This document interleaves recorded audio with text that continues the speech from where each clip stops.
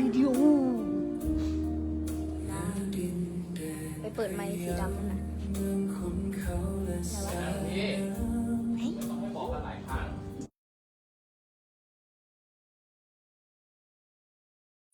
ในใจชน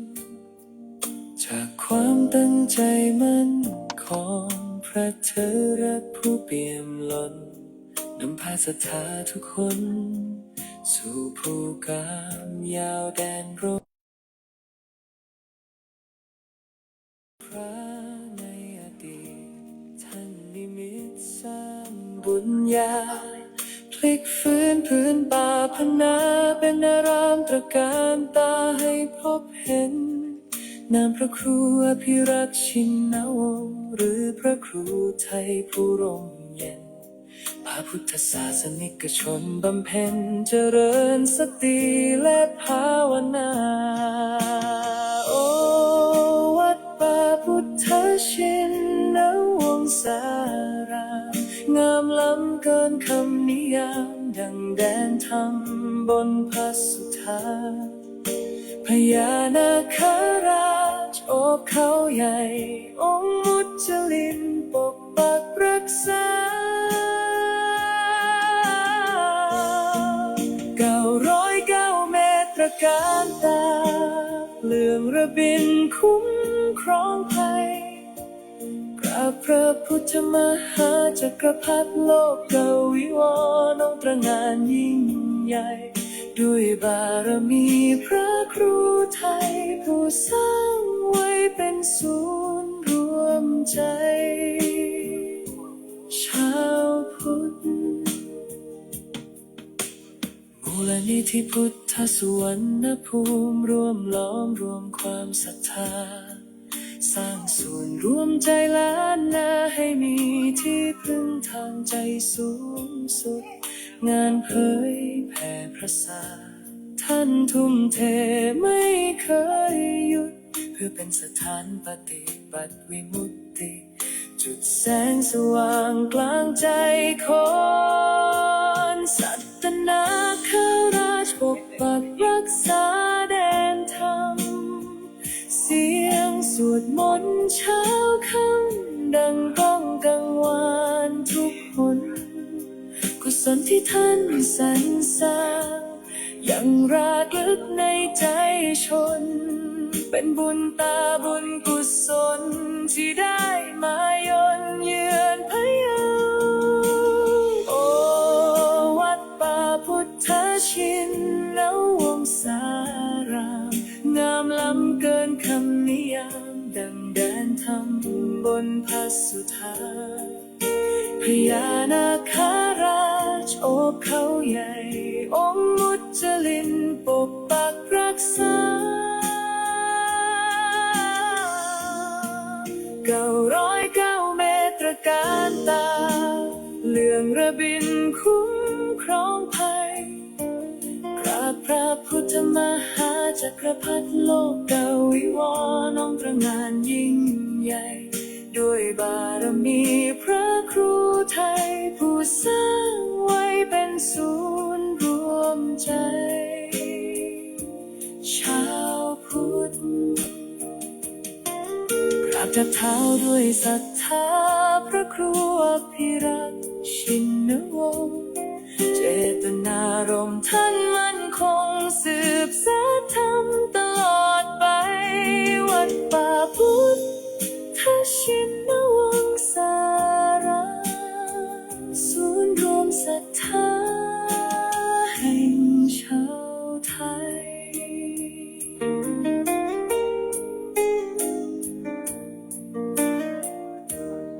จบด้วยเสียงระฆังเบาๆกังวาน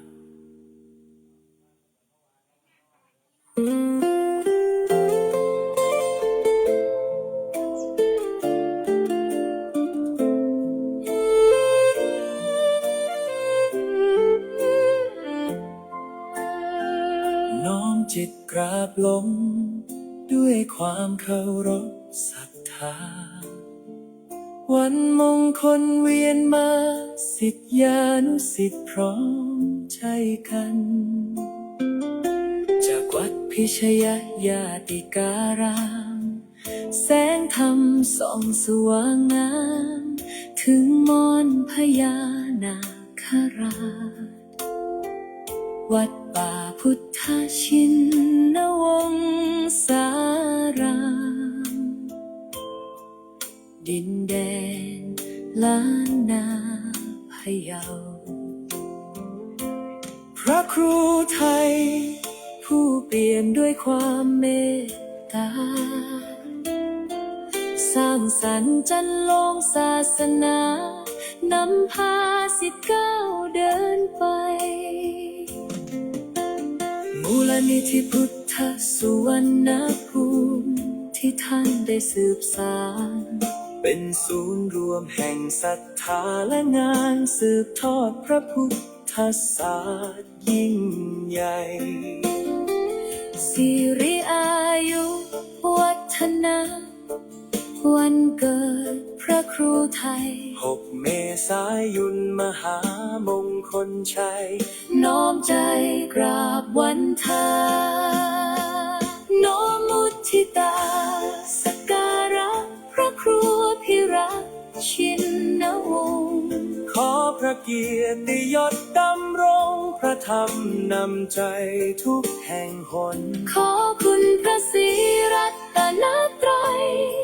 คุ้มครองและบันดาลดลให้ท่านปราศจากโรคาภัยพานชนเป็นร่มบุญของปวงชนตลอดกาลพระผู้สร้างผู้ให้ด้วยใจที่บริสุทธิ์นำพาชาวพุทธให้หลุดพ้นจากความมืดมนคำสอนและรอยยิ้มเปรียบดังน้ำทิพย์ฉโลมตนศิษย์ขอกราบบูชาคุณด้วยกุศลที่ตั้งใจน้อมมุทิตาสักการะพระครูพิรักษ์ชินวงศ์ขอพระเกียรติยศดำรงพระธรรมนำใจทุกแห่งหนขอคุณพระศรีรัตนตรัยคุ้มครองและบันดาลดลให้ท่านปราศจากโรคาภัยพานชนเป็นร่มบุญของปวงชนตลอดกาลขอน้อมกราบแทบเท้าเจริญสิริอายุวัฒนาพระครูอภิรักษ์ชินวงศ์สาธุสาธุสาธุ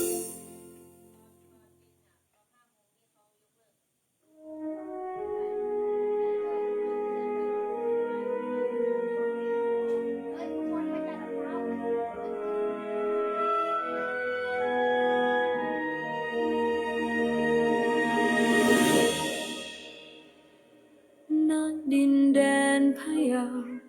เมืองขุนเขาและสายน้ำมีเรื่องราวความดีงามจารึกไว้ในใจชน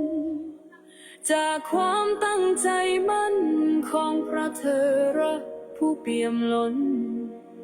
นำพาศรัทธาทุกคนสู่ภูกามยาวแดนร่มเย็น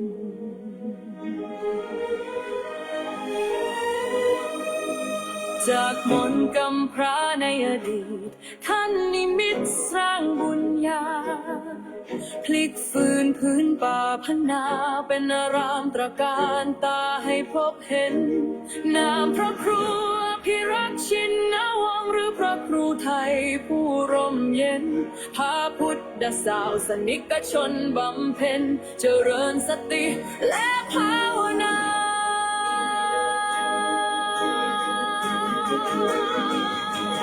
โอ้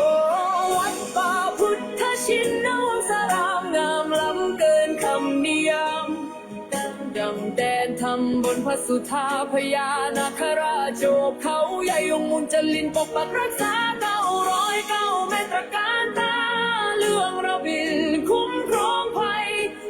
พุทธมหาจักรพรรดิโลกวิวรณ์องค์ตระหง่านยิ่งใหญ่ด้วยบารมีพระครูไทยผู้สร้างไว้เป็นศูนย์รวมใจชาวพุทธ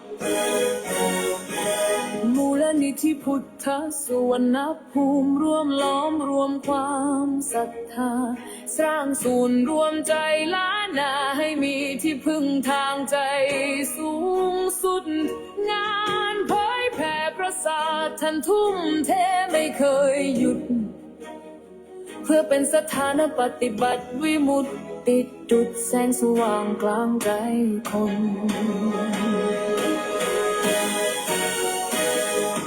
สัตนาคาราชปักรักษาแดนธรรม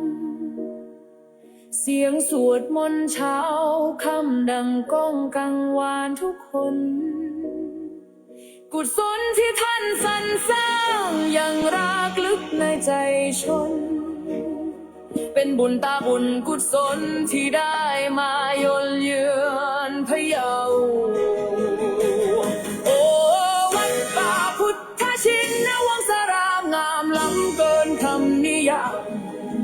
ดังแดนทำบนพระสุธาพญานาคราชโชคเขาใหญ่องค์มุจลินปักรักษา909 เมตรกาลนอบน้อมในพระรัตนตรัยอันมีคุณพระพุทธคุณพระธรรมคุณพระสงฆ์ก็ถวายความอาลัยในหลวงพ่อเจ้าพระคุณสมเด็จพระพุทธชินวงศ์องค์อดีตเจ้าวาดวัดพิชัยญาณขอความสุขความสวัสดีจงบังเกิดมีแก่ญาติโยมญาติธรรมลูกหลานมนต์มหาจักรพรรดิทุกคนที่ได้มาสวดมนต์ในค่ำคืนของวันนี้ค่ำคืนนี้เป็นค่ำคืน2114ตรงกับวันจันทร์วันที่22มิถุนายน2569ในค่ำคืน1 ทุ่มวันนี้เป็นวันพระนัดหมายกันสวดมนต์มหาจักรพรรดิและมหาสันติงหลวงทุกวันพระแล้วก็วันนี้ก็เป็นวันคล้ายวันมรณภาพของสมเด็จโตพรหมรังสีและก็ยังเป็นวันพระและยังเป็นวันเกิดของหลวงพ่อขุนเพชรด้วยวันนี้และเมื่อคืนหลวงพ่อภาวนาถวายต้นตอหม้อเสาเข็ม1 ต้นวันนี้ทางโยมแม่โยมยายโยมตาโยมป้ามาทั้งครอบครัวเลยวันนี้มาถวายตอหม้อ1 ตอหม้อ 10,000 บาทเอาสาธุเราโอ้วันเกิดหลวงพ่อขุนเพชรหลวงพ่อถามหลวงพ่อขุนเพชรว่าสมณเณรเป็นไงบ้างทำบุญ10,000 บาทรู้สึกยังไงบอกว่าปลื้มปิ่มมากว่ากันปิติมากแล้วก็มีความสุขมากว่าจริงว่าตนคุณเพชรบอกว่ามีความสุขมากว่ากันความสุขที่ได้ร่วมทำบุญต่อหม้อนะเณรในวัยอายุ12 ปีสามารถเป็นต้นบุญให้พ่อให้ญาติพี่น้องแม่ลุงตาป้าร่วมบุญกันนะโยมเป็นสิ่งที่ทำได้ยากในสถานการณ์แบบนี้ก็เลยถามว่าคุณเพชรเอาเงินมาจากไหนบ้างกันก็ผมเป็นต้นบุญที่เหลือปู่หรือว่าตาช่วยเปิดบุญบอกบุญที่เหลือคุณเพชรปิดหมดเลยว่างั้นโอ้เป็นสิ่งที่พวกเราญาติโยมพระสุสงฆ์สามเณรก็ขออนุโมทนาเมื่อกี้ก่อนที่จะ สวดมนต์ก็มีหลวงพี่หนุ่มอัคคจิตโตพร้อมด้วยคณะญาติธรรมได้รวมถวายฐานต่อหม้ออุโบสถวัดป่าพุทธชินวงศารามอีกจำนวน5 ต้น 50,000 บาทนะเอาสาธุนะเราช่วยเราทำเราสร้างเราใช้เรารักษานะซึ่งหลวงพี่หนุ่มท่านก็เป็นต้นบุญบอกบุญคณะ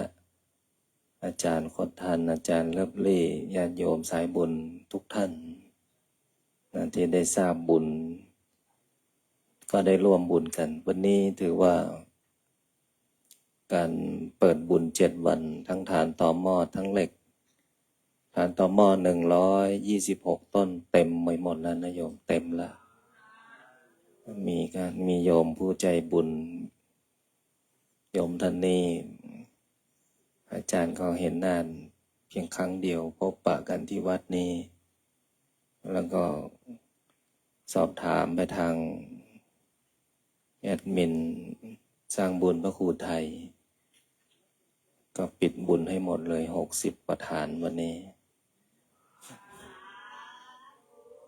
แล้วก็วันนี้จ่ายหมดเลยโยมนะเปิดบุญเต็มปั๊บนะทั้งค่าเหล็กค่าหินดินทรายค่าแมคโคร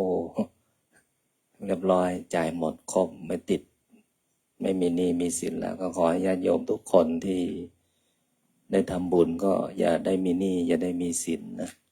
ใครมีหนี้มีสินก็ขอให้หมดหนี้หมดสินทุกคนนะเพิ่งเราสาธุเนี่ยเราก็ได้บุญแล้วท่านทั้งหลายดังนั้นในส่วนของการสร้างบุญเป็นโอกาสที่เราได้ทำด้วยกันโอกาสเวลาจังหวะ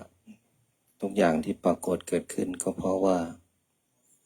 เราเคยทำด้วยกันมาทั้ง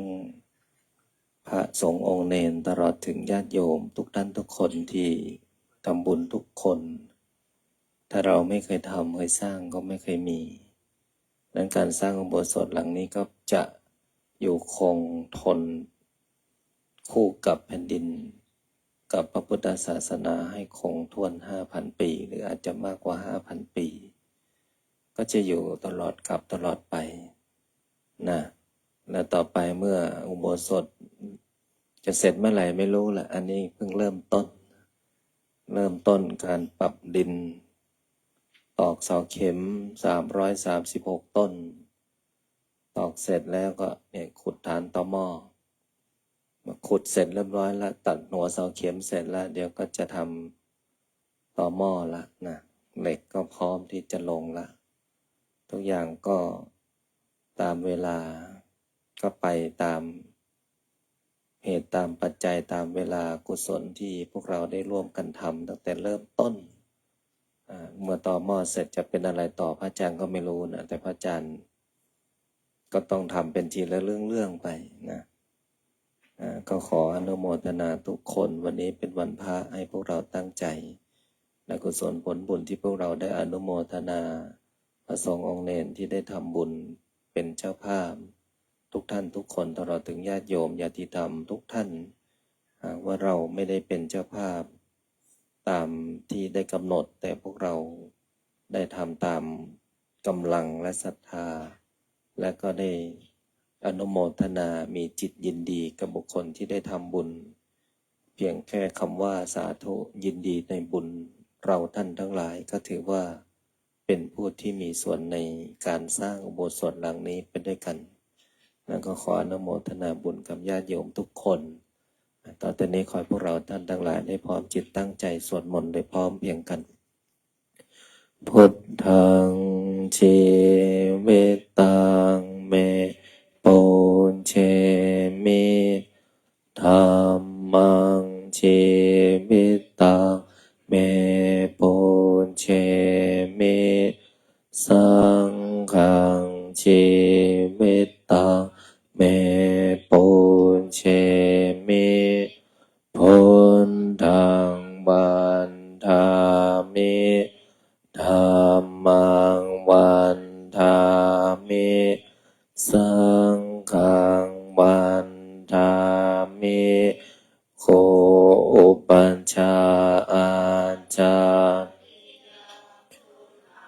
วันทา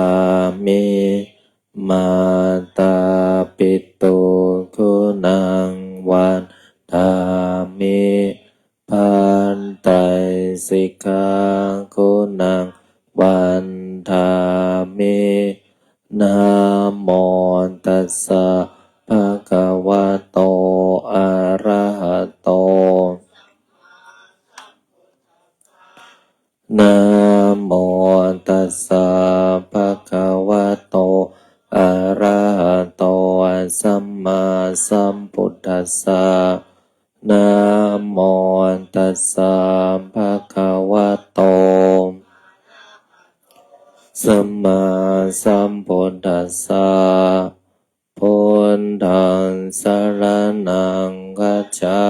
มิธัมมังสรณังคัจฉามิสังฆังสรณังคัจฉามิทุติยัมปิพุทธัง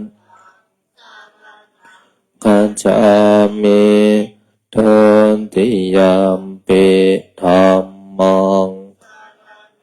คัจฉามิทุติยัมปิ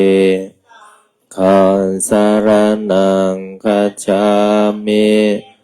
ตติยัมปิพุทธังสรณังตติยัมปิธัมมังสรณังคัจฉามิตติยัมปิคัจฉามิปานาติปาตาเวรมณีสิกขาปัฏฐานสมาธิยามิอาทินนาทานาเวรมณีสิกขาปัฏฐานสมาธิยามิกาเมสุมิจฉาจาราเวรมณีสิกขาปัฏฐานสมาธิยามิโมสาวาทาสิกขาปัฏฐานสมาธิยามิ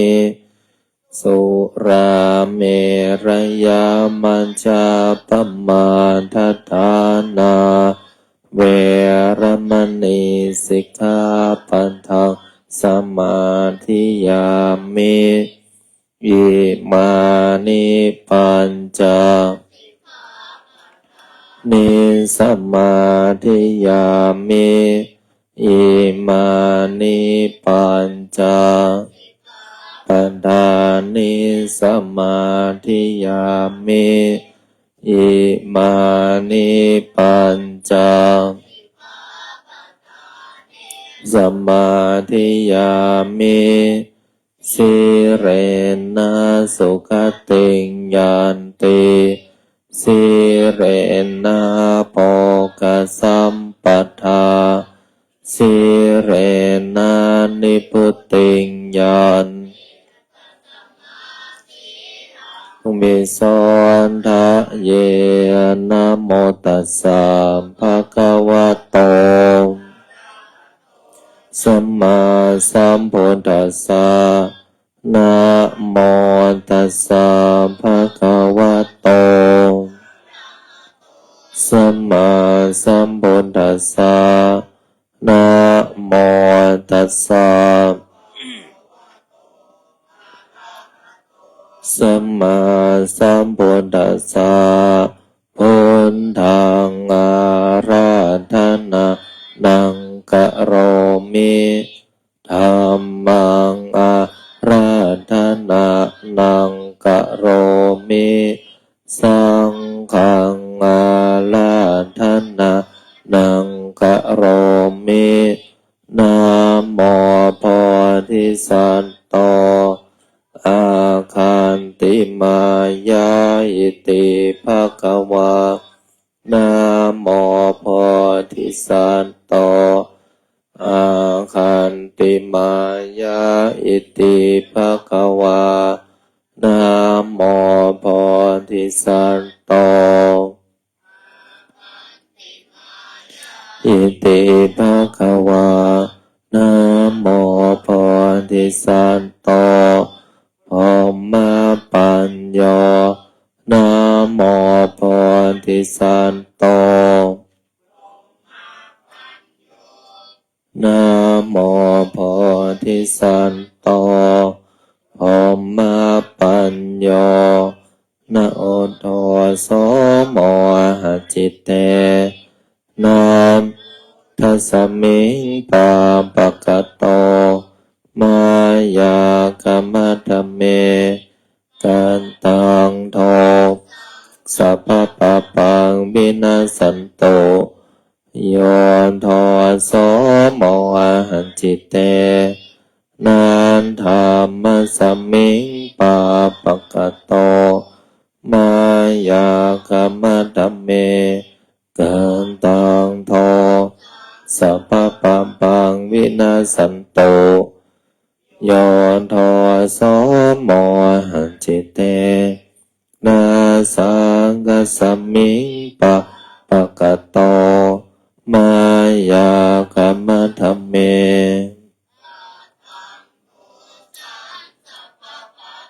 มินาสันโตนะโมตัสสะภะคะวะโตอะระหะโตนะโมตัสสะภะคะวะโต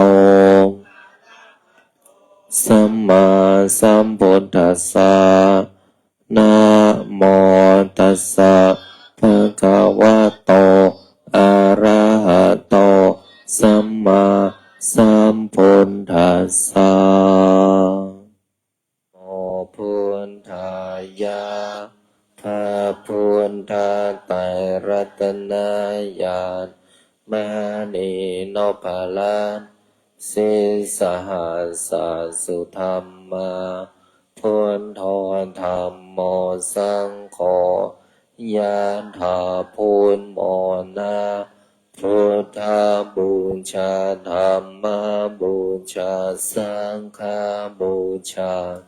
อาคิทานังวารังคันทังสิวาริจมหาเถลังอาหังวันทามิทุระโต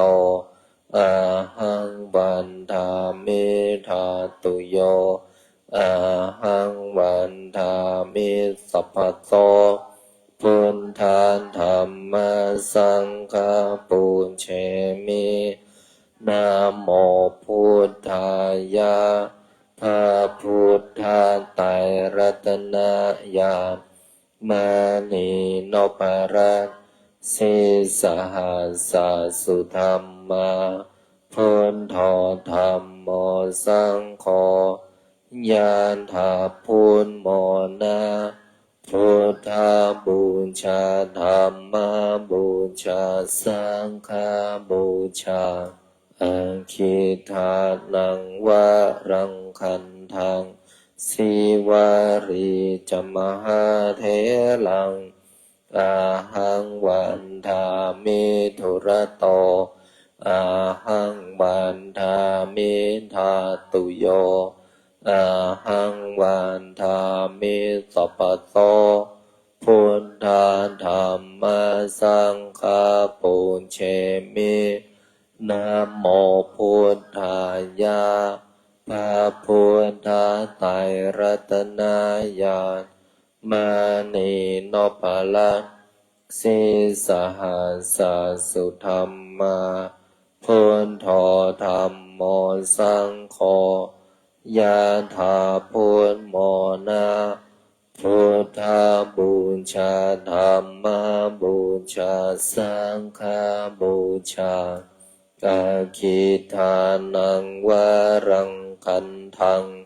สิวาริจมหาเถลังอาหังวันทามิทุระโตอาหังวันทามิธาตุโยอาหังวันทามิสัพพโส พุทธาธัมมาสังฆาปุญเชมินะโมพุทธายะพระพุทธไตรรัตนญาณมานีโนปารันสิสหัสสสุธรรมาพุทโธธัมโมสังโฆยานถาพุทโมนาพุทธาบูชาธัมมาบูชาสังฆาบูชาอาคิตานังวารังคันทังสิวาริจมหาเถลังอาหังวันทามิทุระโตอาหังวันทามิทาตุโยอาหังวันทามิสัพพโตพุทธาธัมมาสังฆาปุเชมินะโมพุทธายะพระพุทธไตรรัตนญาณมานีโนภาลังสิสหัสสสุธรรมาพุทโธธัมโมสังโฆยะถาพุทโมนาพุทธาบูชาธัมมาบูชาสังฆาบูชากาคิทานังวารังคันทังสิวาริจมหาเถลังอาหังวันทามิทุระโตอาหังวันทามิทาตุโยอาหังวันทามิสัพพโสพุทธาธัมมาสังฆาปุญเชมินะโมพุทธายะพระพุทธไตรรัตนญาณมานีโนภาลังสิสหัสสสุธรรมาพุทโธธัมโมสังโฆยะถาพุทโมนาพุทธาบูชาธัมมาบูชาสังฆาบูชากาคิทานังวารังคันทังสิวาริจมหาเถลังอาหังวันทามิระโตอาหังวันทามิทาตุโยอาหังวันทามิสัพพโสพุทธาธัมมาสังฆาปุญเชมินะโมพุทธายะพระพุทธไตรรัตนญาณมานีโนภาลังสิสหัสสสุธรรมาพุทโธธัมโมสังโฆยะถาพุทโมนาพุทธาบูชาธัมมาบูชาสังฆาบูชากาคิทานังวารังคันทังสิวาริจมหาเถลังอาหังวันทามิทุระโตอาหังวันทามิทาตุโยอาหังวันทามิสัพพโสพุทธาธัมมาสังฆาปุญเชมินะโมพุทธายะพระพุทธไตรรัตนญาณมานีโนภาลังสิสหัสสสุธรรมาพุทโธธัมโมสังโฆยะถาพุทโมนาพุทธาบูชาธัมมาบูชาสังฆาบูชากาคิทานังวารังคันทังสิวาริจมหาเถลังอาหังวันทามิทุระโตอาหังวันทามิทาตุโยอาหังวันทามิสัพพโส พุทธาธัมมาสังฆาปุญเชมินะโมพุทธายะพระพุทธไตรรัตนญาณมณีนพลันสิสหัสสะสุธรรมาพุทโธธัมโมสังโฆยะถาพุทโมนะพุทธาบูชาธรรมบูชาสังฆบูชาอาคิทานังวะรังคันทังสิวาริจมหาเทลังอาหังวันทาเมตุระโตอาหังวันทาเมธาตุโยอาหังวันทาเมสัพพโสพุทธาธัมมาสังฆาปุญเชมิเปิดหนังสือไปหน้า134หน้า134อุบาทสันติคาถามหาสันติหลวงให้พวกเราท่านทั้งหลายได้ตั้งใจนะหันนมยังอุปาทสันติคาถาโยพนามาเส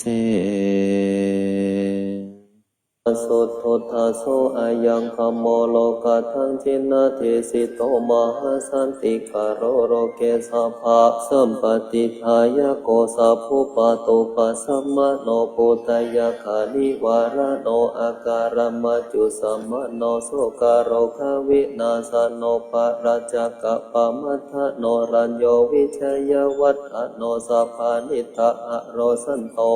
ธัมมังวัคคามิปุตตะโตวัตุตยาสายโยยถาสังวันเนติคุณุตตะเมตตาสัตถาสุขโรคายาโสติโยโหติสัพพะตาตันหังกะโรมหาวิโรสัพพะโรกานุกัมปะโกวันนาสังสารคัมมโนสัพพะกามัทธโทสัทธาสัพพะวิภูสัพพะวิทูสัพพะเทวะครุตตโมสัพพะสาวะปาริคิโนสัทธาโสติงกะโรตุโนวะระระคันนาสัมปันโนเมทังกะโรมหามุนีจุตินทโรมหาสิริสุวรรณสิริสันนิโพธิภะโรโปมหากายโยมหานาโทมะอัปปะโลมหาการุณิโกสัทธามหาสันติงกะโรตุโนหโมหันตามังหันตาวายโยนาโทสารนังกะโรเทวาเทวามนุสานังโรกานันจาหิตังกะโรพยามะปะภาวิรุจิตโตนิโรธาปริมันทะโรนิโคทาปัตกะพิมโพโธสัทธาโสทิงกะโรตุโนอาสิติรตานุเพโทติปังกะโรมหามุนีปาภานิทาวะเตตัสสะทะเนทวาทัสสะโยชะเนวัสสะสัตตสหัสสานิทัตตวาโรเกวินายโกโลกาโลกะกะโรสัทธาสัทธาโสติงกะโรตุโนอัฏฐสิติอัตถุเพโทโกทัญโยนามนายโกสัพพะธัมเมหิอะสะโมสัพพะปารมิตาคะโมวัสสะสัตตสหัสสานิอายุตัสสะมหิสิโนโมเจตุโสสัพพะพยาสัทธาโสติงกะโรตุโนอัฏฐสิติรัตนานิอัจจุขโตจุตินทโรมังคารโรนามาสัมพุทโธนาวุติสหัสสายุโกจัพพนรังสิโยทัสสะสหัสสะโลกธาตุโยภลันตาตัสสะชาเทนติเอสาโสติงกะโรตุโนนาวุติรัตานุเพโทสุมโนนามนายโกกัญจนาจาราสังกาโสนาวุติสหัสสายุโกอุเปโตพุทธกุเนหิสัพพะสัตตาหิเตสะโกกาโลตุโนมหาสันติงอโรคยัญจาสุขังสัทธาอาสิติรัตานุเพโทสัทธิสหัสสะอายุโกเรวะโตนามาสัมพุทโธสัพพะโลกุตตโรโมนิตัสสะสะเรเรนิพพตา ปะภามาระอนุตตราภารันตายโยชะเนนิจจังสัทธาโสทิงคโรตุโนโสภิโตนามาสัมพุทโธนาวุติสหัสสายุโกสังสาราสักขะเรสันเตปะหุโมเจติทุกขโตอัฏฐปัญญาสารตานังอจุขโตมหามุนีโอภาเสติทิสสะภาสัทธาโสทิงคโรตุโนอโนมาทัสสิสัมพุทโธเตชะสิทุลติงกะโมอัตตปันนาสารตโนโอภาเสนโตสัทเทวเกตนิพพานะปะปะโกโลเกวัสสะสัตตสหัสสายุกโรตุโนมหาสันติสุขิตาจะมายังสัทธาภาทุโมนามาสัมพุทโธโลกาเสโตนาราสโพอัตถปัญญาสารตโนอาทิโจวะวิโรจติปัสสะสัตตสหัสสานิอายุตัสสะมหิสิโนสุขิพุทโธการุณิโกสัทธาโสถิงคโรตุโนอัฏฐสิทธิรัตานุเปโทนารโทสัพพกามโท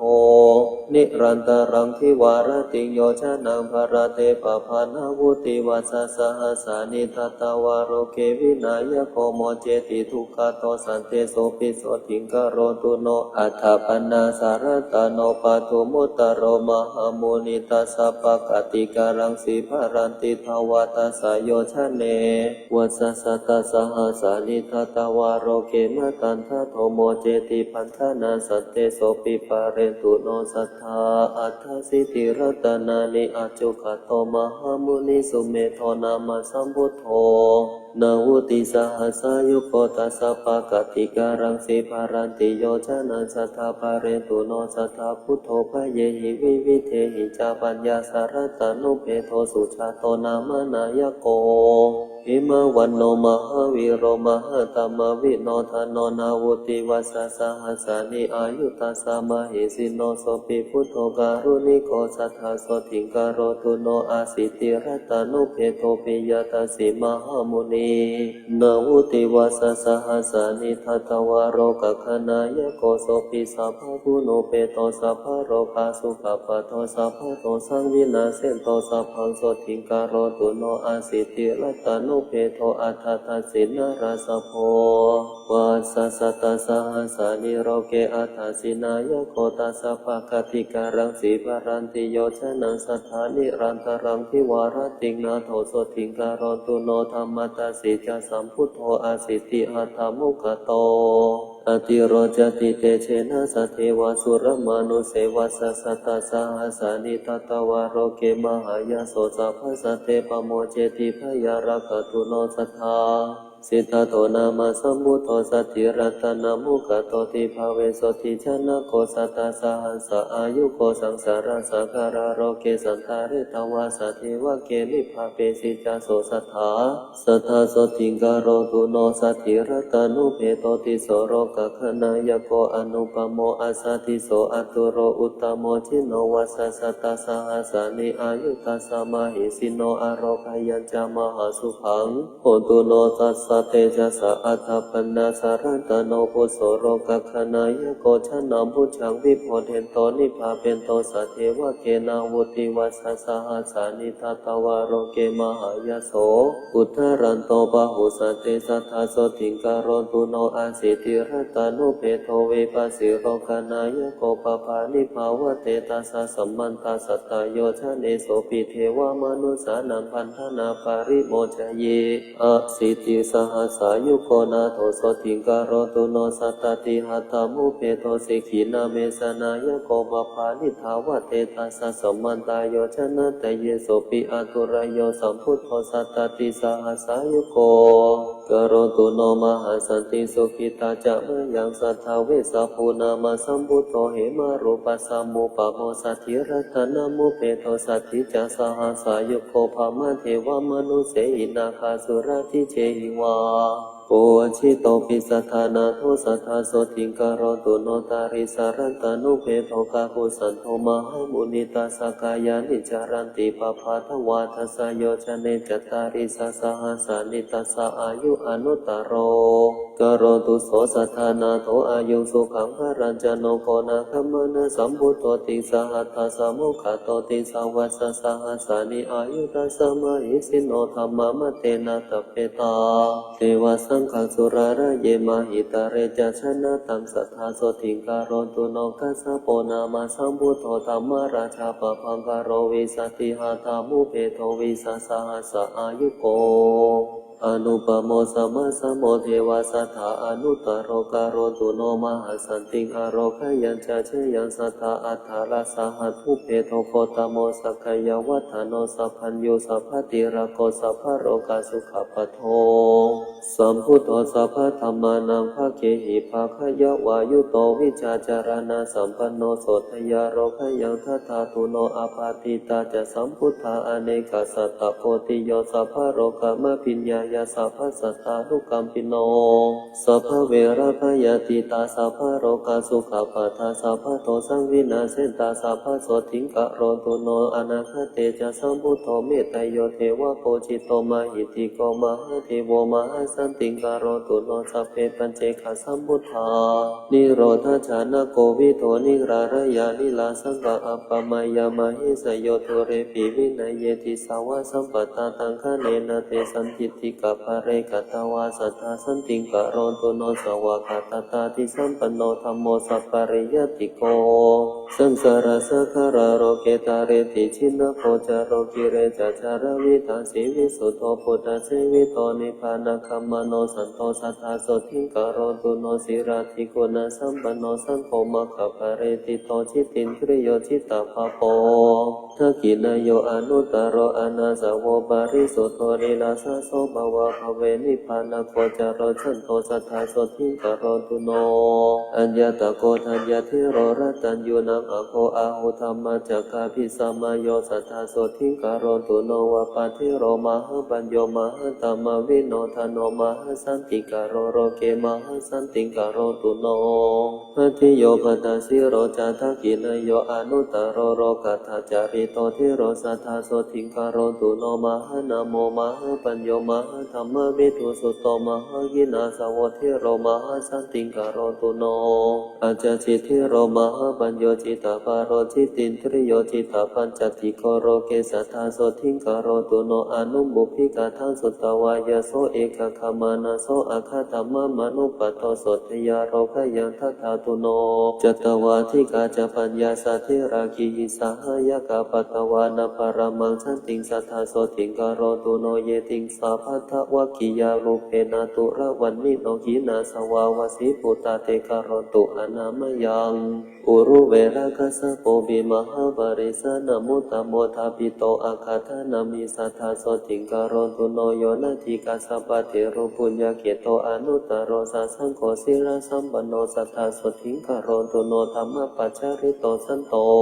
โยเทโรคยากัสสะโพสังยุโตภวะนินเนหิสัทธาโสทิงกะโรตุโนโรกานาทังคเปตวานาปัญญวันทานาปานินังปัญญายาสาริพุทธัสสะการังนาคติโสรสิงสาริพุตโตมหาปัญญปัตตโมอาคาสาวะโตธรรมเสนาปฏิเสโตสัทธาโสทิงกะโรตุโนปัทังคุริกมะเตนะเวชยันตาปะคัมปโนปัทวิงมหติสัพพะสมัทโทปริวัติโตโมคารโนมหาเทโรทุติโยอาคาสาวะโกอิทิมันตานังโสอะโคสัทธาโสทิงกะโรตุโนมหากัสสะปะเทโรปิอุตตตะกะนะกันนิโพธุตะคุณังคณิกิตโตตติโยสัตตุสาวะโกอารัญญวาสาภิระโตบังสุภูรัทะโลมุนีสุขตาสาสนาคาโรสัทธาโสทิงกะโรตุโนอาปาติอนาปาติยาสเตกิจฉายโกวิโทวินาเยอาคานิกิโตอุบาริสัตุวันนิโตวินาเยปารามิปโตวินายโคจารโมนิกาโรตุโนมหาสันติโสทยาโรคยังทัตถาตุโนอนุรุทธมหาเทโรติปัจจคูณมุตตโมยติเสโทภควะโตโสทยาโรคยังทัตถาตุโนอุจจาบริกานังอโคภัติโยสุสมาหิโตการิโคทายาปุตโตจาสัทธาโสทิงกะโรตุโนอานันโทพุทธุปัฏฐาโกสังกีติสานุสัมมาโตปะหุสุโตธัมมะพระโลสัทธาโสทิงกะโรตุโนกิมพิโรสิริสัมปันโนมหาสุขสัมมปิโตมหาคินาสาวจาโตมหาสันติงกะโรตุโนคารุวาสังวสิตวานาปัสสโนพุทธสาสเนคารุจาระหตังปโตสัทธาโสทิงกะโรตุโน กุรปัสสะทัชชนะโกการุทาเยมาหิติโกเอตทัคคติโตทิโรสัทธาโสทิงกะโรตุโนเสโธธรรมกะติกานังตินนังเวทานาปาระกุปนโนมันตานิยาตุนโตทิโรโสทิงกะโรตุโนภารัตวาโชมหาทิโรสีหนาธานามุตตโมทาปิโตอาคาธานัมหิสัทธาโสทิงกะโรตุโนสังกิตาภาสิตามัทังวิทาเรนวิจานะโกกัญจโนภวานิเนโหเทโรโสทิงกะโรตุโนราคุตังคาปฏิโยเทโรมัจจุสารานามุตตโมทาปิโตอาคาธานามิสัทธาโสทิงกะโรตุโนอารานาวิหารินังอโคทักขินโยอนุตตโรสุพุติพุตตธรรมโนเทโรโสทิงกะโรตุโนอารัญญวาสินังอโคเรวะโตขะทิวะวะนิโยวิเวกาภิระโตเทโรสัทธาโสทิงกะโรตุโนชายินาอุตตโมเทโรกังคะเรวะตานามะโคสมาธิชานังปุสาโรสัทธาโสทิงกะโรตุโนโสโนจักโคเวริโสปิอารันทะปิริยานามุตตโมปะหิตตโตสัทธาเทโรโสทิงวะสงกะโรตุโนกัณยานาวะกัลละนานังโสโนกุติกันโนปิจาอาโคติวันนิโตเทโรโสทิงวะสงกะโรตุโนราปิตามุตตโมเทโรสิวะริอิติวิสุตโตโสระโตปัญจยาคิมิสัทธาโสทิงกะโรตุโนสัทธาทิมุตตานังอโควะการิอิตินามะโกปะโมจะพะหุโรเทโรสัทธาโสทิงกะโรตุโนราหุโลพุทธปุตโตปิสิกขกามานามุตตโมทายาโทสัพพะธัมเมสุมาสันติงกะโรตุโนสัทธายาปปะชิตาวานารัตตปาโรปารากามิเอตทัคเกติโตเยวาสัทธาโสทิงกะโรตุโนกุณฑทาโนมหาเทโรสาราคังปัตตมังคะโตทาปิโตเยวะทานามิสัทธาโสทิงกะโรตุโนปฏิภาณวันตานัมปิอาโคติพุทธวันนิโตวังหิโสอาระหะเสโทสัทธาโสทิงกะโรตุโนสามันตปัสสะทิกานังอาคาธานัมหิตาปิโตอุปาเสโนวังคันตพุทโธสัทธาโสทิงกะโรตุโนทโพมันลาปุตโตเทโรเสนาสนะปัญญาภโคทาปิโตอาคาธานามิสัทธาโสทิงกะโรตุโนปิลินทวัชสะสัมมโนเทวตานังปิโยอาหุทาปิโตอาคาธานามิโสทยาโรคยันทัตถาตุโน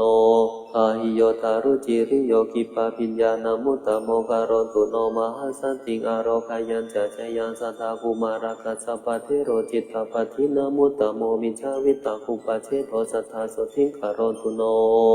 ปฏิสัมภิตาปตานังอาคาธานามิตาปิโตโพธิโตอะระหะเสโทสัทธาโสทิงกะโรตุโนอปปาปาโทมหาเทโรอปปาปาทานามุตตโมภาคุโรอะระหะจาโตสัทธาโสทิงกะโรตุโนบุเพนิวาสเวทินังอโคติพุทธวันนิโตโสภิโตนามโสเทโรสัทธาโสทิงกะโรตุโนมหากะปินาเทโรปิภิโกโอวาทโกอาหุโกสาโรโอวาทธานิสัทธาโสทิงกะโรตุโนภิกขุโนวาทกานะโคนันทโกอิติวิสุตโตปาเรตุโนสัทธาเทโรโสทิงวสุงกะโรตุโนอินทริเยโสพุตตะทวารโรอาคาธาเนติโตอาหุนันทเทโรวสิปัตโตสัทธาโสทิงกะโรตุโนเตโชทาตุกุสารานังอาคาธานัมมิตาปิโตสัพพโตนามาโสเทโรโสทิงวสุงกะโรตุโน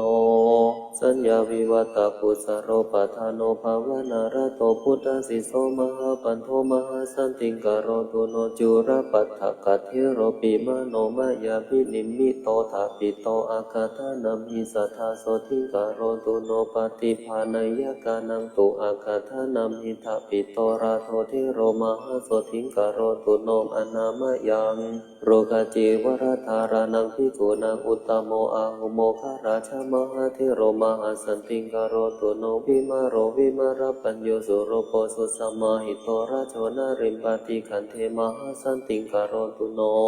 ธรรมปาโรมหาปาโรมหาธรรมตาโรยติมหาหินาสวโรเกมหาสันติงกะโรตุโนจักขุปาโรมหาเทโรปทานโนศิลสังวุตโตปะหิตโตมหากายโยมหาสันติงกะโรตุโน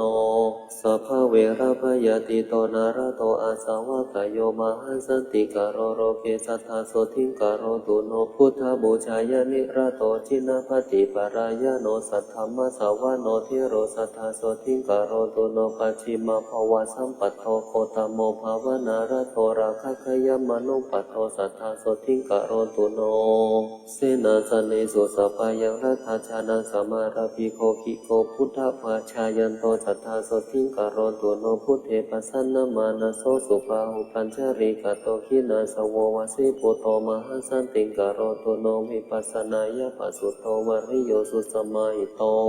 สัตโตชาเยวะเนวาสิสัทธาโสทิงกโรตุโนอุติโยวินยทะโรอติกันโตนะรามะเรธาเรนโตอันติมังเทหังสัทธาโสทิงกโรตุโนวิมะโลวิละโชชันโลชาโตปันดาระเกตุนาปิมพิสารตะโชเทโรสัทธาโสทิงกโรตุโนรามารัญเยวะสิทธวานาภาเวนโตกุสารังปะหุงโยคะเขมมะนุปัตโตสัพพิโยสันติงกโรตุโนบุเพนิวาสังจานันโตทิปัจจกุวิโสทโนนาคิโตระหะตังปโตโสทยาโรคยังทัตถาตุโนปาติโมขมานุปัตโตวิชโยรัญญโคจะโรลาภาราภิตาทาสังสีสัทธาโสทิงกโรตุโน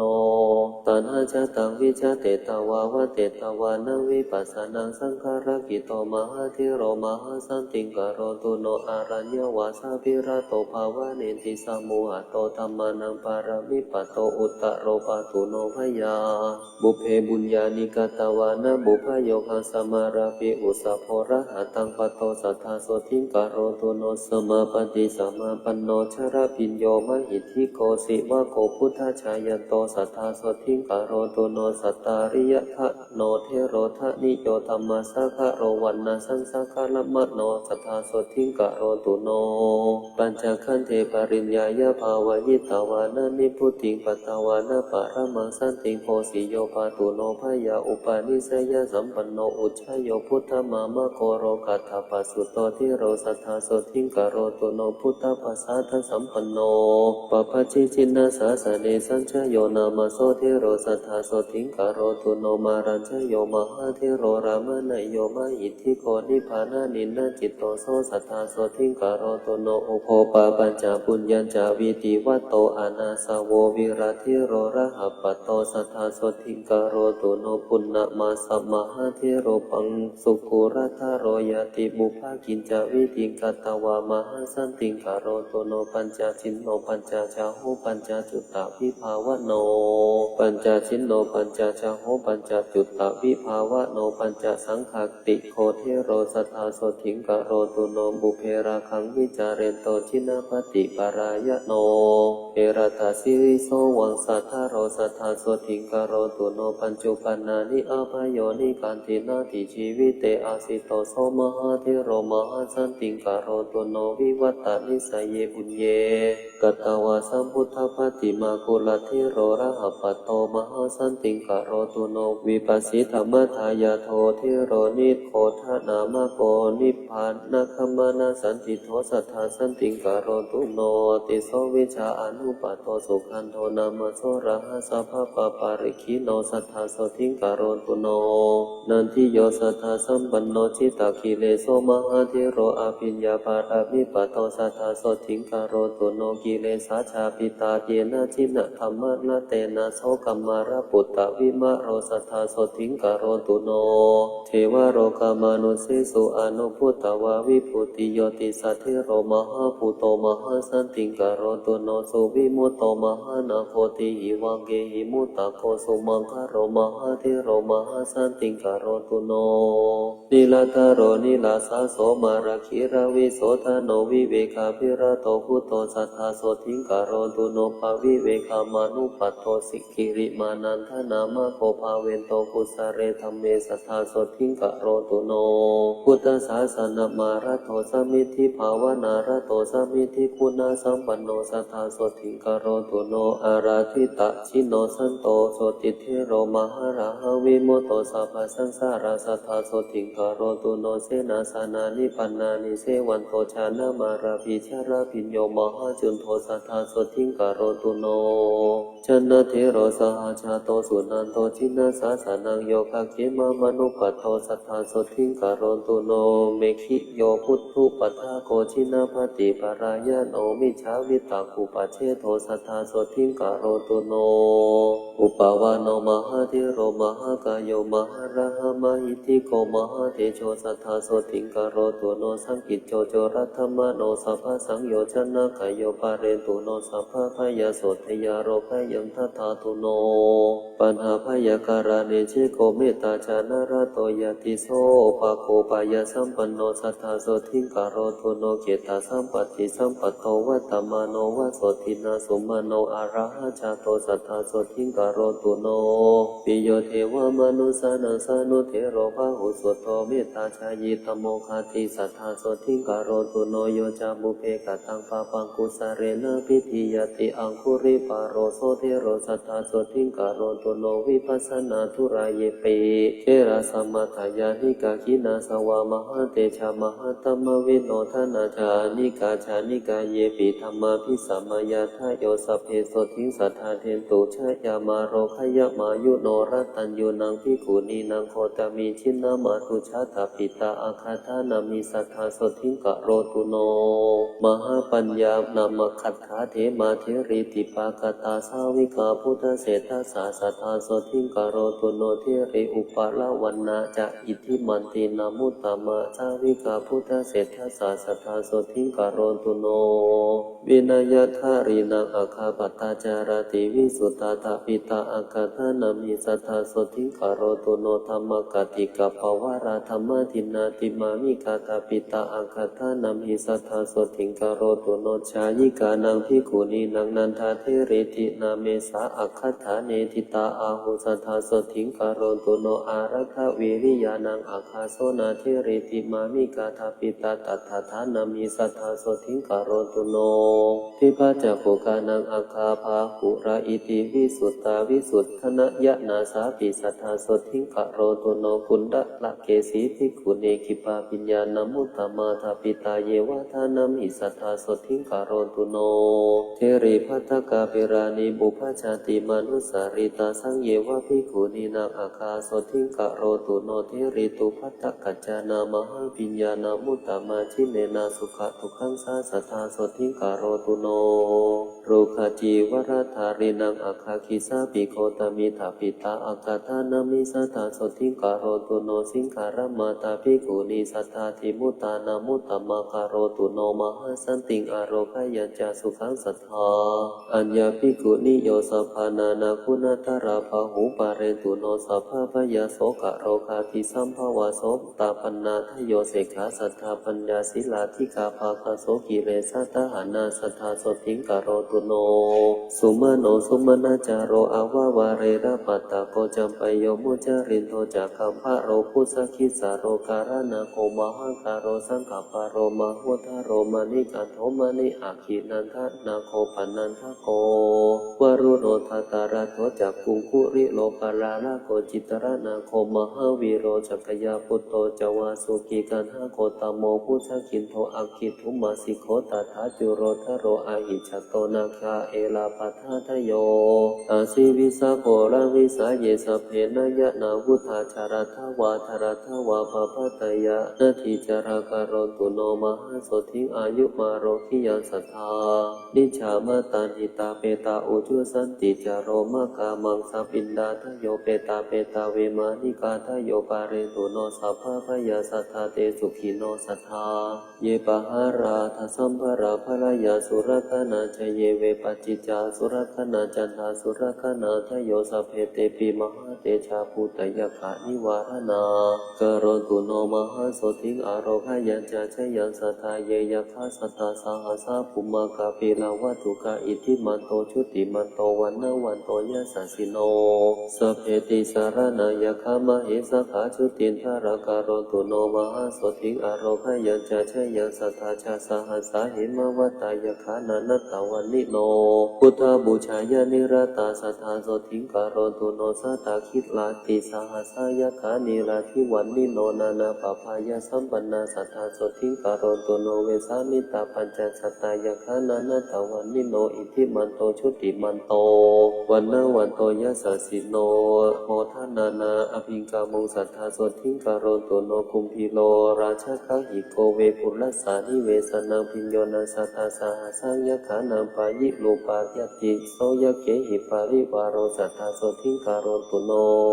ปุริมันจาติสังราชาทาตาราโทปัสสังสติคันธปานังอธิปติมหาราชายะสัสสิโสปุตตาปิตาสาภะหาโหอินทนามามหาภราโสราชาสหพุเตหิสัทธาสดทิงการโรตุโนทักขินันจาติสังราชาวิโรธโหตังปัสสะสติคุมพันธานังอธิปติมหาราชายะสัสสิโสปุตตาปิตาสาภะหาโหอินทนามามหาภราวิโรธโหสหพุเตหิสัทธาสดทิงการโรตุโนปัจฉิมันจาติสังราชาวิโรปโคปัสสะสตินาคานันจาอธิปติมหาราชายะสัสสิโสปุตตาปิตาสาภะหาโหอินทนามามหาภราวิโรปโคสะพุเตหิสัทธาสดทิงการโรตุโนอุตตรัญจาติสังราชาภูเวโรตังปัสสะสติยะคานันจาอธิปติมหาราชายะสัสสิโสปุตตาปิตาสาภะหาโหอินทนามามหาภราภูเวโรสหพุเตหิสัทธาสดทิงการโรตุโนปุริมาทิสันตตาราโททักขิเนนะวิรุณหโกปัจฉิเมนะวิรูปโคภูเวโรอุตตรังทิสันจัตตารโรเตมหาราชาสัมมันตาจตุโรติสัทธัพพะนานาอัตถังสุสัทธาสดทิงการโรตุโน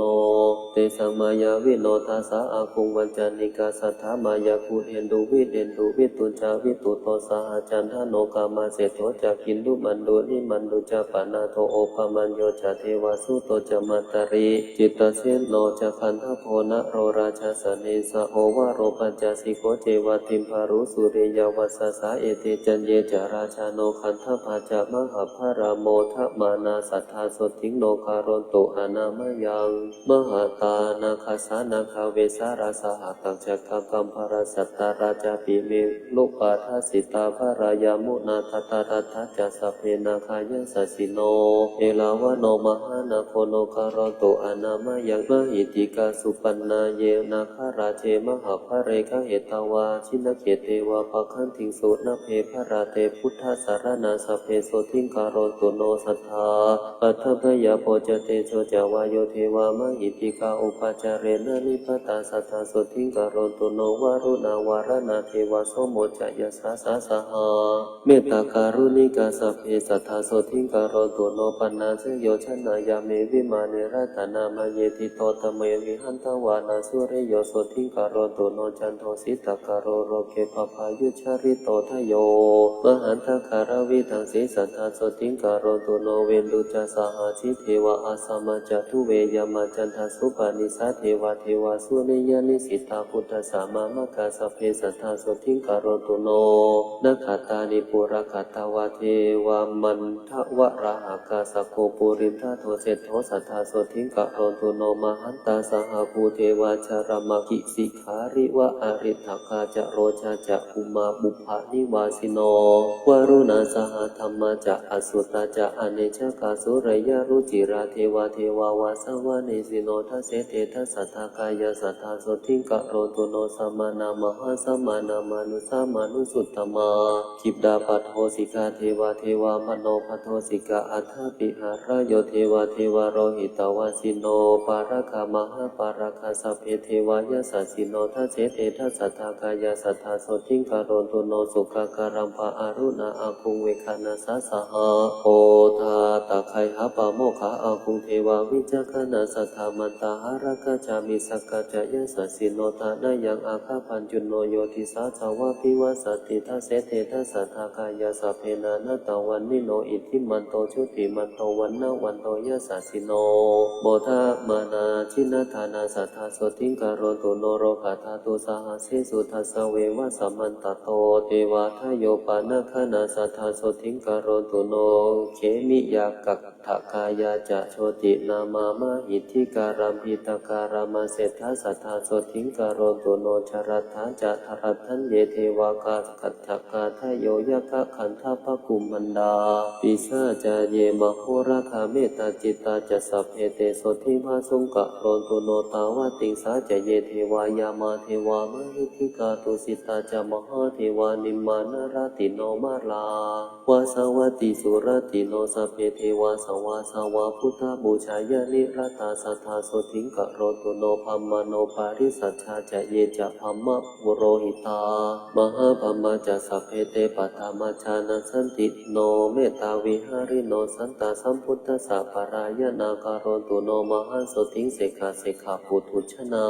ปาริตาภะปะมานาภาภัมมาจะภัสสราตถาพุทธบูชายานิรัตตาทุติยชานะสันติโนเมตตาการุณิกาสัพเพสัพพสัตตาอิเตสิโนการุตุโนมหันสันติงสติมาโรคยมายุวังปาริตาสุภาภัมมาโนอัปปะมานะสุภาจเยสุภากินหาจะภัมมาโนตติยชานะสันติโนปภายภรณาโรเกพุทธชานรตาสัทธาอหิงสาสัพพสัตเตสุสัทธาสันติงการุตุโนเวหาภราปิภัมมาโนจตุตชานะสันติโนเสขปุถุชนะเสขาสัทธาสันติงกะโรตุโนสัมปติยานะหายันติภัมมาโนชินนาสาวกะอวิหานามะคาสัพเพสัทธาสันติงกะโรตุโนอัตตาปานามะภัมมาโนจตุตชานะสันติโนภัมมะวิหาริกาสัพเพโสติภาสงกะโรตุโนสุทัสสานามะภัมมาโนภิรูปาชานะโอคิโน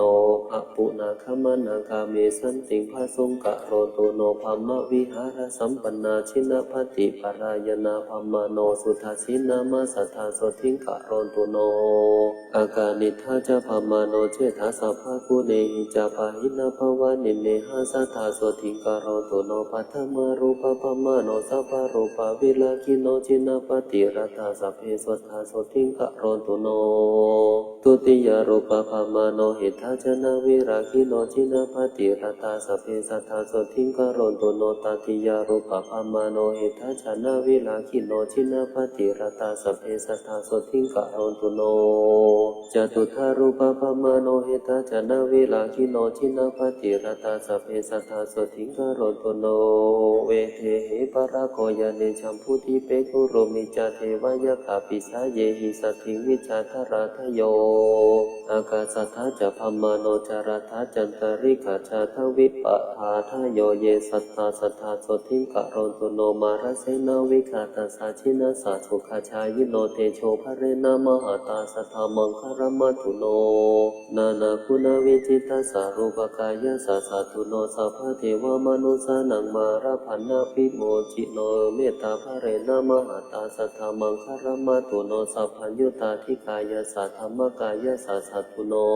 จักขาทยโคจราสาปิโคจราเสวะปุริยาเตโชภเรนามหาตาสัพพมังคารมัตุโนโรปกายาสันติสัสสะนิมิตตสามเหสิโนธรรมสาวัตตุโนสักเคเทวานังสุขตาปติเตโชภเรนามหาตาสัทธมังคารมัตุโนสิกิตวามานุเสเทเวโมหิตวาสเทวะเกสังฆเรปัจจหันตสานิพุตตสามเหสิโนมหันเตนานุภาเวนะสัพพมังคารมัตุโนจตุราสิติสหสธรรมขันธสัตเตสสานาวังคสาสนะสัพพินวโรกุตระสัจจะสัพพปะภวะเหนะสัพพมังคารมัตุโนมหาโตริยสังฆาสัพพุญญเกตตาตาทิโนปะหินะสัมภปะปัสสะศีลาธิขันธาราริโนมหาเตชานุภาเวนะสัพพมังคารมัตุโนปาตาเรปุตกาคาเสเทวายะขาปิสาจกาวิชาธราจคันธปานาคคุมบันดาราคัสสะเพสมานุภาเวนะสัพพมังคารมัตุโนอิเจวะมุภาตาสันติโยวัฏฐยะสุนัยวาวิเชยะสัมภปะปานิบุตตันตัญจาภวิสติโสติกาโมระเพสติสุขากาโมสุขังระเพอายุกาโมระภัยยายงปุตตะกาโมระเพสุเตนาตาสารโรคาภาเทติวาตาปิตาติสัมภวะอาการมรณังนาตินาเทโววิสโมสเรนะจุปาตาพยังตัสสะโนปิปตาพยังตถานะสันติทุนนิมิตานิปาปะกามัตติตานิจาติขมายุมหาสถิงอาโรคยัญจะสัทธาภเวโยสุทธวาปิมหาสันติงสังฆามังปวิเชนะโรวิชเยเวริโนสัพเพนะสัทธิหายาวิภูยเตสัพพะธารภเตปิติงวิปัตติงนาวคาหติโรเคหินาวิภูยเตสวัตถุหิวิวัตเตยัตตระเทเสวะโกวกาภาระหการคาสาทโยอุปาตาสันติโคเสนะสัพเพตถาสมันติเตยะมุทิสาวะเทสันติงสัจชีวันจาปยชีวิตังโสมุจเตมหาทุกขาปโปติสุขติงสัทธา เทวทาเนนะคะเรวานิจามุปาทาสันติยาปารากาเทวราชาโนเตชะสิริวิวัตนาปัทพยาปาติสัญชาตาอุปาตาจันทริกาจาอินทาทิชะนิตุปาตาปาปะกัมมัสสมุทิตาสัพพุปาตาวินาสันติเตชะสุปาตาสันติยาติ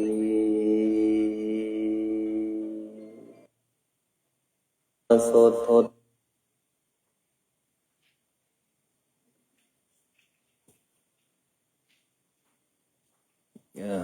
ปรับเปลี่ยนท่านั่ง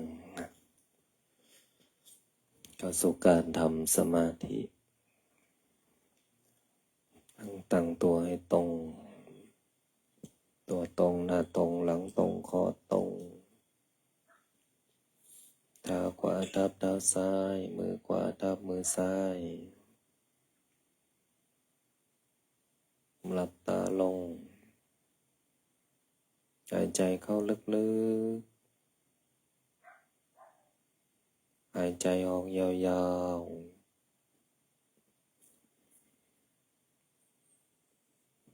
หายใจเข้าลึกๆ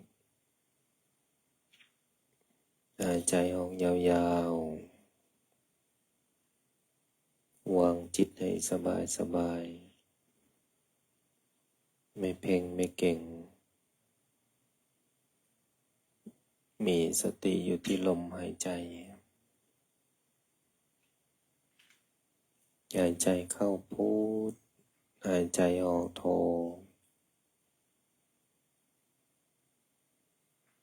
มีจิตที่ไม่เพ่งไม่เก่งวางจิตสบายมีสติที่ลมหายใจหายใจเข้ารู้หายใจออกรู้ทุกขณะหายใจเข้าออกหายใจเข้าบริกรรมพุทหายใจออกบริกรรมโทอยู่กับลมหายใจเข้าออกพุทโธพุทโธพุทโธเมื่อจิตของเราสงบนิ่งความรู้สึกผ่อนคลายใจก็สบายเมื่อใจของเราสบายจิตของเราก็สงบให้พวกเรากำหนดดูนะดูจิตของเราดูความสว่างของจิตเมื่อจิตของเรามีความสว่างร่องแจ้งเห็นจริงจิตของเราพัฒนาไหมจิตของเรารู้ไหมจิตของเรารู้สึกยังไงถ้าจิตยังว้าวุ่นวายสับสนการสวดมนต์ก็ไม่เกิดประโยชน์การทำสมาธิก็ไม่ได้มีผลนะแต่ถ้าจิตของเรารู้สึกผ่อนคลายสบายจิตนิ่งจิตเย็นจิตเบาจิตสงบเมื่อจิตของเราได้พัก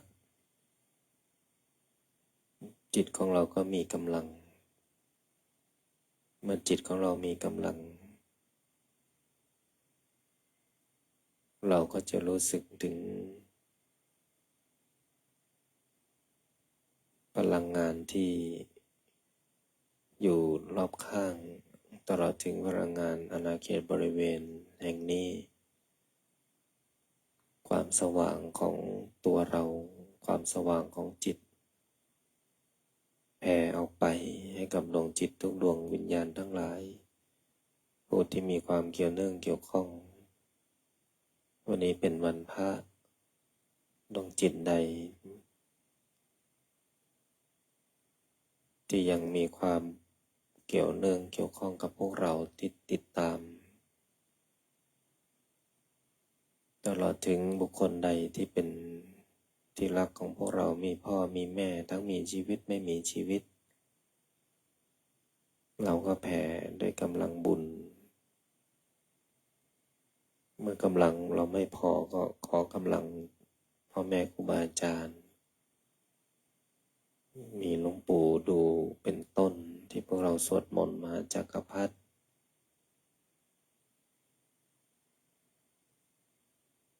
เมื่อกำลัง แผ่ออกก็ขอกำลังบุญนั้นย้อนมาหาตัวของเราให้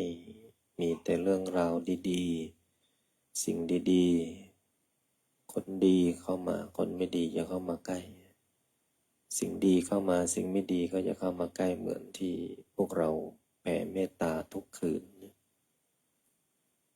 เราทำอะไรย้ำๆแผ่ย้ำๆ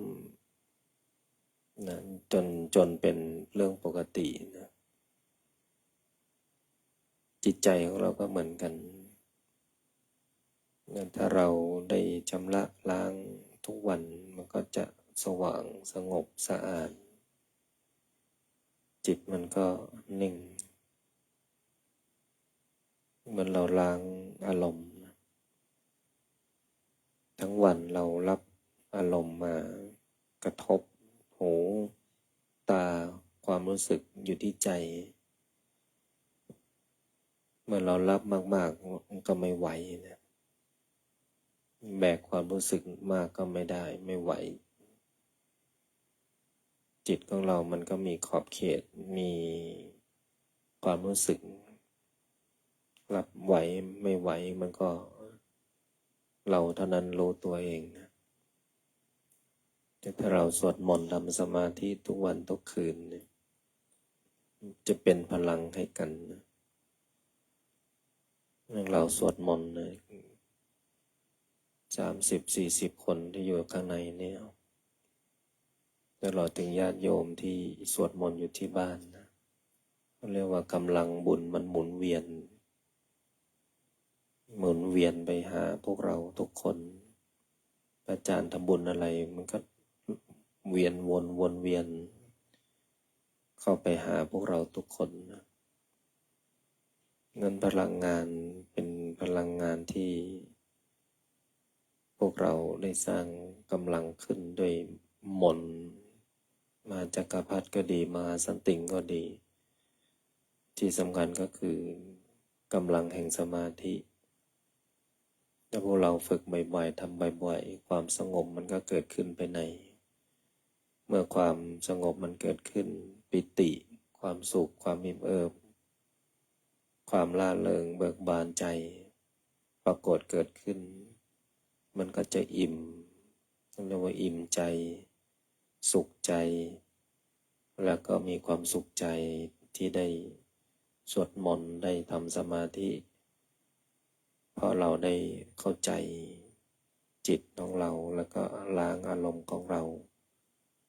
แล้วก็ได้ธรรมะที่เกิดจากการกำหนดเมื่อจิตของเรามีสมาธิที่มั่นคงพละกำลังจิตของเราก็มากขึ้นสุดท้ายเราก็จะเป็นคนที่มีความสุขที่เกิดจากการสวดมนต์ที่พวกเราทำไปด้วยกันไม่มีใครที่จะเอาไปได้หรอกความรู้สึกนี้เรา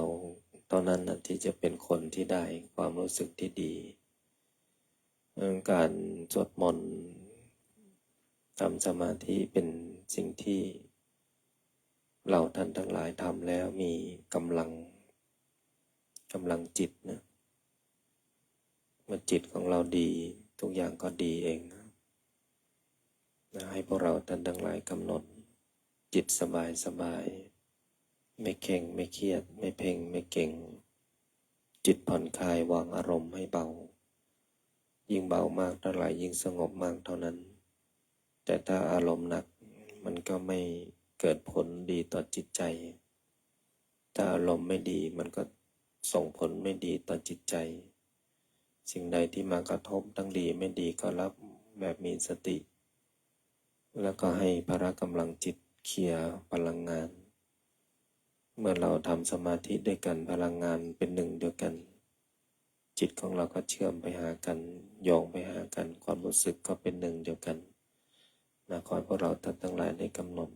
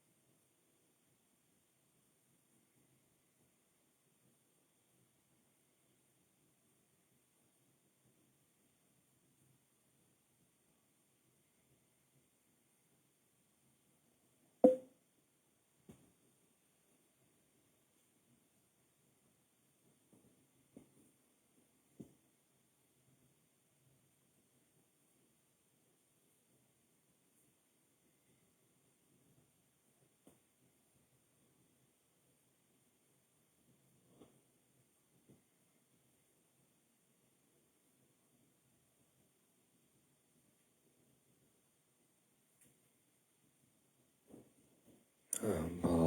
สมควรแก่เวลาให้พวกเราท่านทั้งหลายได้ถอนกายออกจากสมาธิ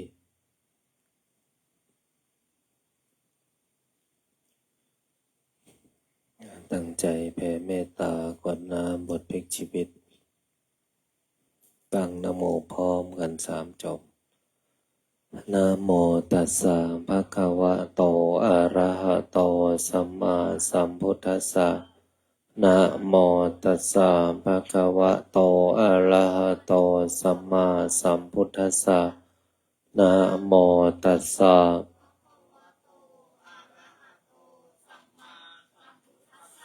พุทธังสารนังคัจฉามิพระพุทธเจ้าเป็นที่พึ่งเป็นสารณะของข้าพเจ้าสังฆังสารนังคัจฉามิพระสงฆ์พระธรรมเป็นที่พึ่งเป็นสารณะของข้าพเจ้าสังฆังสารนังคัจฉามิพระสงฆ์เป็นที่พึ่งเป็นสารณะของข้าพเจ้าสุทธัสโธอะสมโมโลเกพระพุทธเจ้าอันมีพระนามว่าสิทธัตถะพระพุทธเจ้าไม่มีผู้อื่นผู้ใดเสมอเปี่ยมในโลกอิมินากตาปุญเยนะโดยอำนาจบุญกุศลที่เกิดจากการให้ทานรักษาศีลปฏิบัติธรรมสวดมนต์บทมหาจักรพรรดิสาธยายมนต์มหาสันติงหลวงทำสมาธิแผ่เมตตาขอขมากรรมกรวดน้ำบทพลิกชีวิตในวันพระนี้ขอน้อมถวายเป็นพุทธบูชาธรรมบูชาสังฆบูชาและขอน้อมถวายแด่ครูบาอาจารย์อันมีหลวงปู่ทวดสมเด็จพระพุทธาจารย์โตพรหมรังสีครูบาเจ้าศรีวิชัยนักบุญแห่งล้านนาหลวงปู่ดูเจ้าของมนต์มหาจักรพรรดิหลวงพ่อเกษมหลวงพ่อคูณหลวงพ่อเจ้าพระคุณสมเด็จพระพุทธชินวงศ์สมศักดิ์อุปัสสมามหาเถระองค์อดีตเจ้าวาดวัดพิชัยญาณทุกรูปและหลวงตามาเป็นที่สุดและขออุทิศน้อมถวายเป็นพระราชกุศล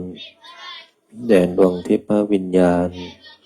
ของอดีตบุรพามหากษัตริย์ไทยทุกพระองค์ทุกสมัยและขอน้อมถวายเป็นพระราชกุศลแด่พระบาทสมเด็จพระวชิรเกล้าเจ้าอยู่หัวพระบรมวงศานุวงศ์ทุกพระองค์และขออุทิศน้อมถวายเป็นพระราชกุศลแด่ดวงทิพย์วิญญาณของสมเด็จพระนางเจ้าสิริกิติ์พระบรมราชินีนาถพระบรมราชชนนีพันปีหลวงและขออุทิศถวายเป็นพระกุศลแด่สมเด็จพระเจ้าลูกเธอเจ้าฟ้าพัชรกิติยาภาและขออุทิศแด่ดวงวิญญาณของสมเด็จเจ้าพระยาบรมมหาพิชัยญาณท่านบุญนาคผู้สร้างวัดพิชัยญาณขอส่วนผลบุญนี้จงสำเร็จแก่บิดามารดาอันมีชื่อว่า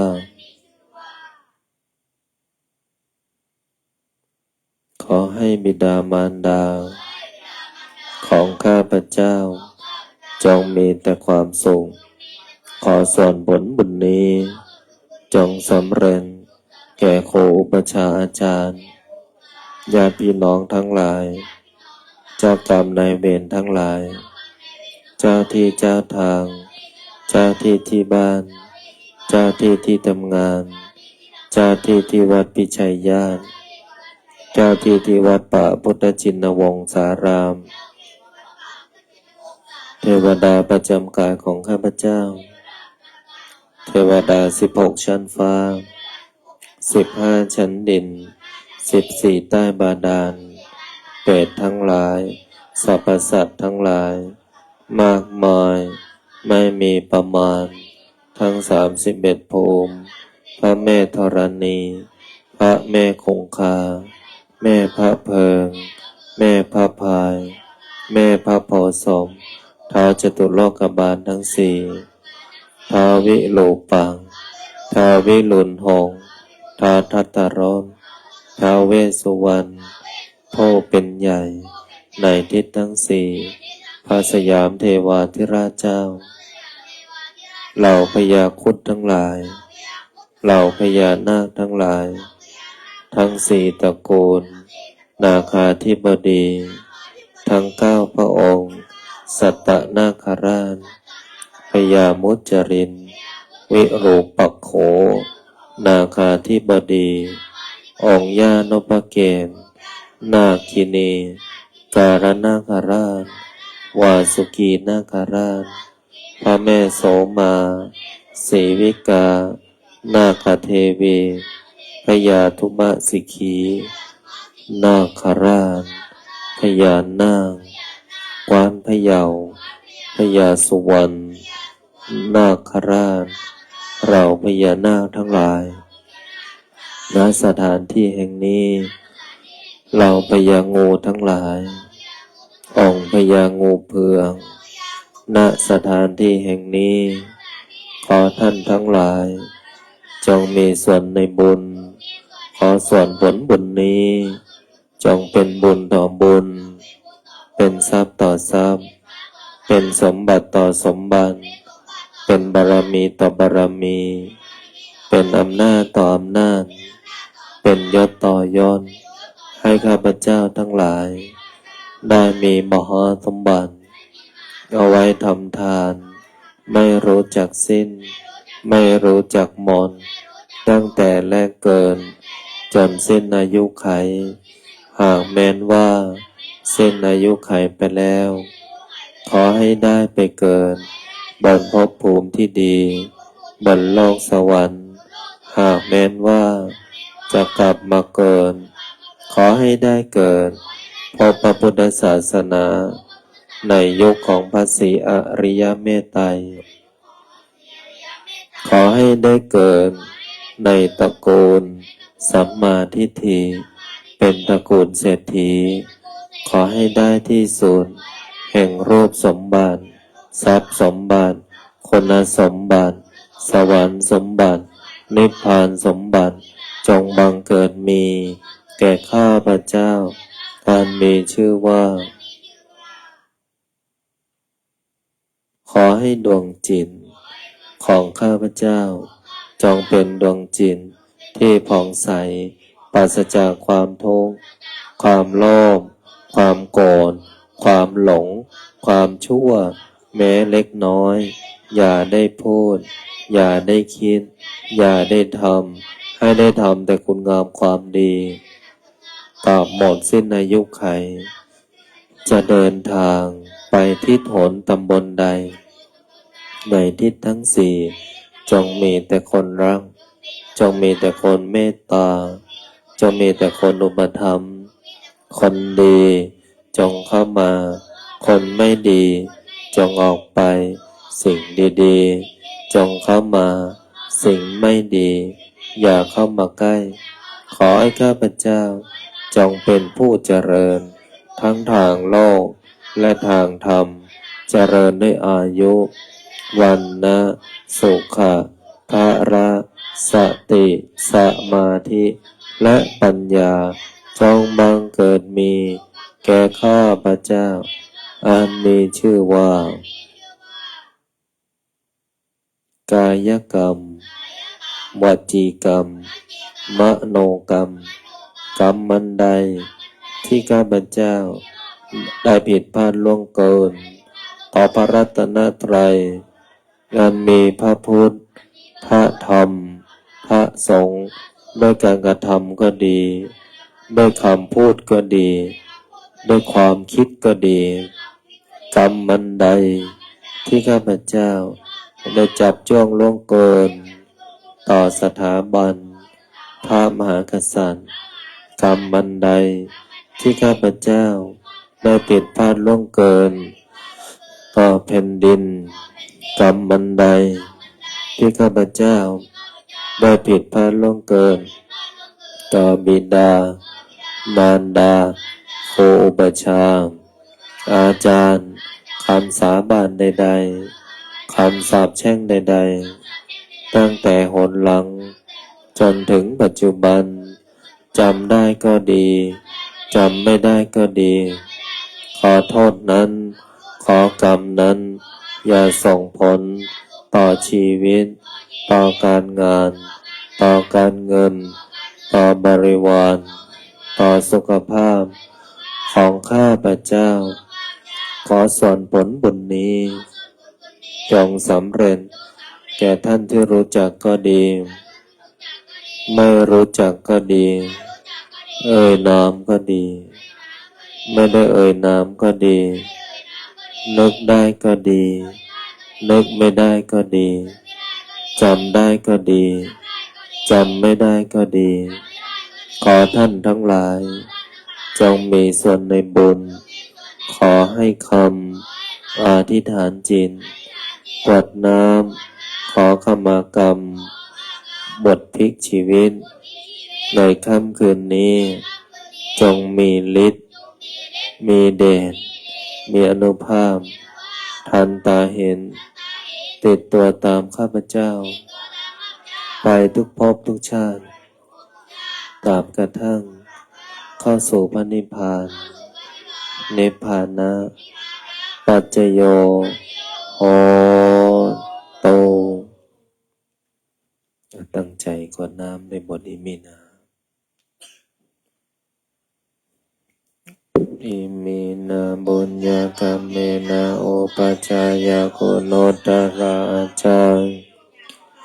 จะมาตาปิตาจยาตกาสุริโยจันทิมาราชาคุณาวันตามาราชาอินทาจโลกปาราชเทวตายโมริกาปิจัสสะเพสัตตาสุขิหนโตบุญญาณิปกตานิเมโสคัญจาปะเปตะโวมาตังอิมินาบุญญกรรมเมนะอิมินาโอติเสนะจา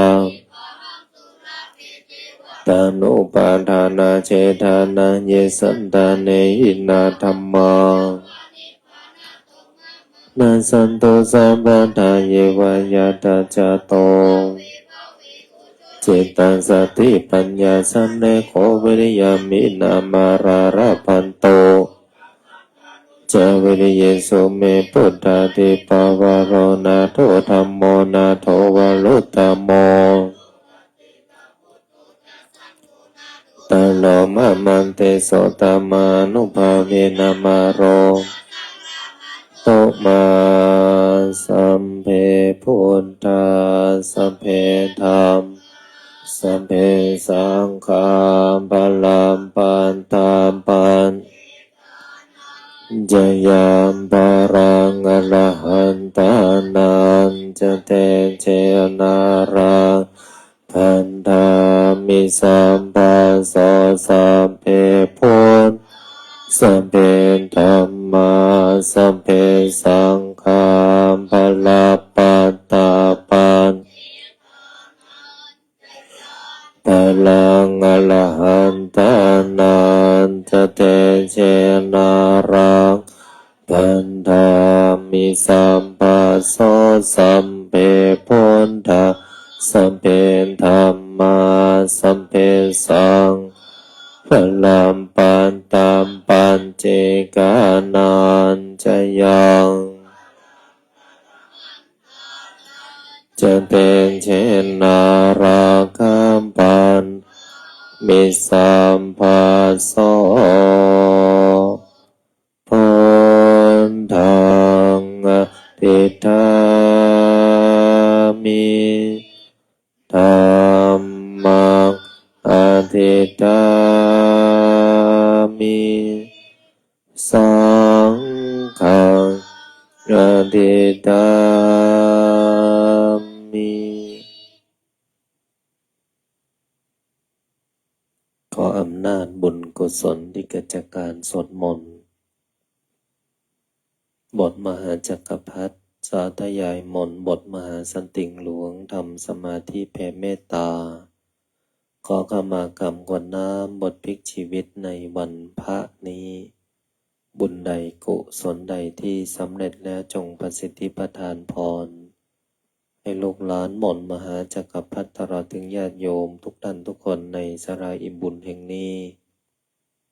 จงมีแต่ความสุขความเจริญนึกคิดทำปรารถนาสิ่งใดขอสิ่งนั้นพันสำเร็จสมความปรารถนาทุกประการอีกทั้งขอให้ทุกคนอย่าอดอย่าอยากอย่ายากอย่าจนให้มั่งมีร่ำรวยเงินทองมีสุขภาพร่างกายที่แข็งแรงมีอายุขัยที่ยืนยาวถึง100 ปีทุกท่านทุกคนเทอญ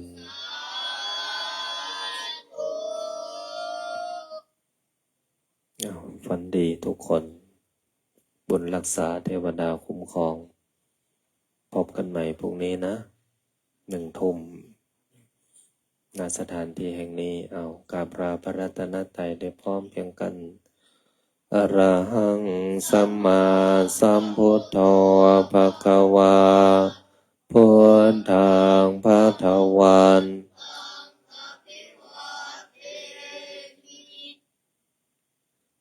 สุสวากาโตภะคะวะตาธัมโมธัมมานามัสสามิสุปฏิปันโนภะคะวะโตสาวกสั